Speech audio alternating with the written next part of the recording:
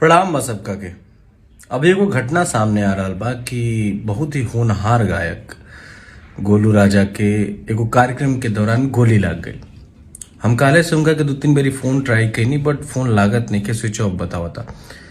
तो हमरा पता चलल कि वो बनारस में एडमिट बाड़े। तो हम अपना बड़का भैया के जौन अभी बनारस में बाड़न उनका भी भेजनी और कहनी कि जाके देख ला कोनो दिक्कत ना हो के बनारस में बाड़न लोग।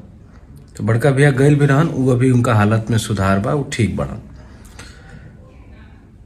एकरा आगे के बात ई बा, हम जौन कहे खातिर वह सबके सामने आइल बनी कि एगो गायक जौन केहू के द्वार पर जाला चाहे कोनो मंच पर जाला,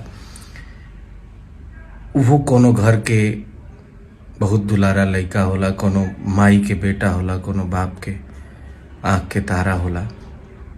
तो ऐसन कार्यक्रम के दौरान ऐसन मजाक उचित नहीं खे और ये सब बहुत गलत बात बा कि कार्यक्रम केहू गावता, केहू कौनो कलाकार होखे या वो गायक होखे या डांसर होखे, केहू के भी जिंदगी के साथ ऐसे खिलवाड़ ना होखे के चाहिए। और हम सरकार से अनुरोध करब कि जितना भी ये टाइप के कार्यक्रम होला, जौन प्रोग्राम होला, एमे जौन भी असलहा हथियार सब पर पाबंदी लगावे, ताकि जौन ये तो कार्यक्रम प्रोग्राम एगो मनोरंजन खातिर होला, तो सीधा तौर पर खाली मनोरंजन हो सके। ये सब उचित नहीं है केहू के भी जिंदगी के साथ खिलवाड़ कइल। अभी तो जांच के विषय बा कि वो गोली संजोग बस लाग गई या फिर जानबूझ के मारल गई। लेकिन अगर ये जड़ के ही खत्म कर देवल जाओ कि कार्यक्रम में प्रोग्राम में असलहा हथियार अलाउ ही ना कइल जाओ, तो इन सब चीज़ों से निजात मिल सकेला।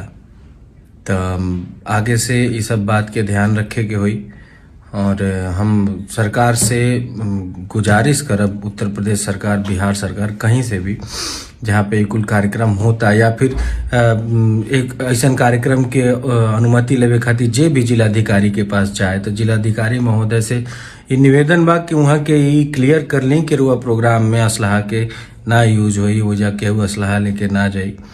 तो ये बहुत उचित रही, काहे से कि मनोरंजन खातिर प्रोग्राम होला और सिर्फ और सिर्फ फिर मनोरंजन हुई। तो क्योंकि जिंदगी के साथे खिलवाड़ के लिए ठीक नहीं के। और भाई गोलू राजा खातिर हम माई से प्रार्थना करब कि जल्दी से जल्दी उनका के स्वस्थ करस।